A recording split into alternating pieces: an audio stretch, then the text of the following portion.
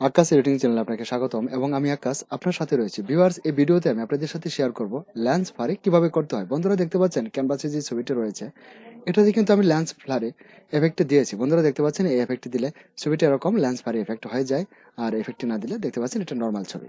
তো বন্ধুরা এই এফেক্টটি আমি ছবিতে কিভাবে এনেছি এই বিষয়টি এখন আমি আপনাদের সাথে শেয়ার করব। তো বন্ধুরা এটি খুব সহজ একটি কাজ। ধরুন এখানে আমি এফেক্টটি দিয়েছি, তো এখন আমি টপ লেয়ারটিকে ডিলিট করে দিচ্ছি। আমি যে কাজটি করেছিলাম এই কাজটিকে এখন ডিলিট করে দেব। এটাকে ডিলিট করে দিচ্ছি। দেওয়ার পর এখন এই ছবিতে আমি শুরু থেকে কাজটি কিভাবে করেছিলাম এই বিষয়টি এখন আমি আপনাদের সাথে শেয়ার করব। তো বন্ধুরা প্রথমে আমরা কি করব, এই লেয়ার প্যানেলে দেখতে পাচ্ছেন আমাদের একটি মাত্র লেয়ার।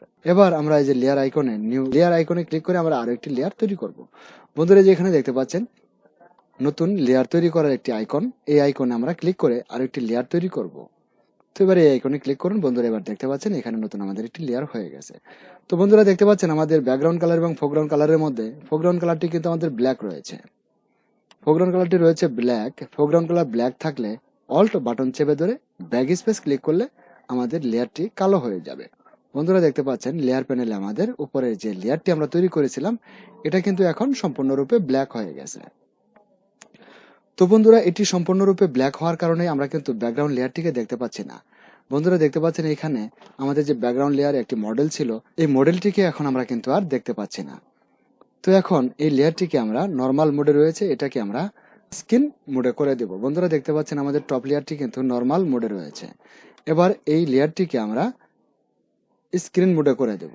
বন্ধুরা দেখতে পাচ্ছেন এখানে এই স্ক্রিন মোডে আমরা এই লেয়ারটিকে করে দেব। এবার স্ক্রিনে ক্লিক করুন। বন্ধুরা স্ক্রিনে ক্লিক করার পর দেখতে পাচ্ছেন এবার কিন্তু আমাদের ব্যাকগ্রাউন্ড লেয়ারটি কিন্তু স্বচ্ছ হয়ে গেছে। আমরা কিন্তু এবার ব্যাকগ্রাউন্ড লেয়ারটিকে দেখতে পাচ্ছি।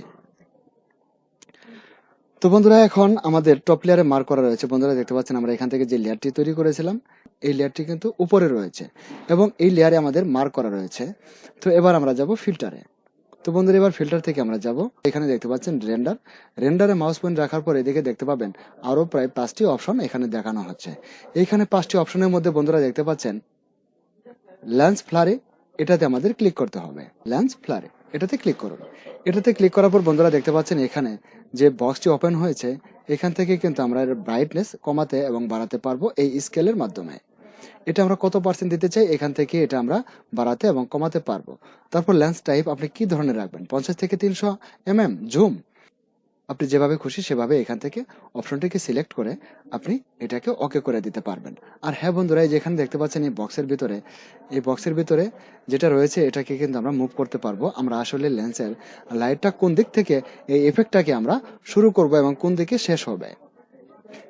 ধরুন এটা আমরা এভাবে মাউস ড্র্যাগ করে ধরে আমরা কিন্তু এটা ঘুরাতে পারবো। এটা আমরা ঘুরিয়ে আমাদের এফেক্টটা আমরা যে দিক থেকে দিতে চাই সেদিক থেকেই আমরা এফেক্টটাকে দিতে পারবো। তারপর আমরা এফেক্টটা এখান থেকে বাড়াতে এবং কমাতেও পারবো। তো আপনার প্রয়োজন মতো এবং ইচ্ছা মতো আপনি এফেক্টটি রেখে এবার ওকে করে দিন। ওকে করার পর বন্ধুরা দেখতে পাচ্ছেন এফেক্টটি কিন্তু চলে আসছে। তো শুধু চলে আসেনি, এটা কিন্তু জটিল ভাবে এবং অনেক বেশি এফেক্ট চলে আসছে। তো এটাকে আমি রিমুভ করে দিচ্ছি। রিমুভ করার পর আমি আবারও এফেক্টটা দেব। এটাকে আমি একটু কমিয়ে দিচ্ছি। ক্লিক ওকে। বন্ধুরা দেখতে পাচ্ছেন এবার কিন্তু এফেক্টটি চলে আসছে। তারপর এটাকে কিন্তু আমরা যেখান থেকে মুভ টুল নিয়ে এটাকে আমরা কিন্তু মুভ করতে পারবো। হ্যাঁ, এভাবে মুভ করতেও পারবো। বন্ধুরা দেখতে পাচ্ছেন এই এফেক্টটি আমরা দিতে চেয়েছিলাম। তো বন্ধুরা আমার ভিডিওটি ভালো লাগলে অন্তত একটি লাইক দিবেন, আর যদি সম্ভব হয় আপনার বন্ধুদের সাথেও শেয়ার করবেন।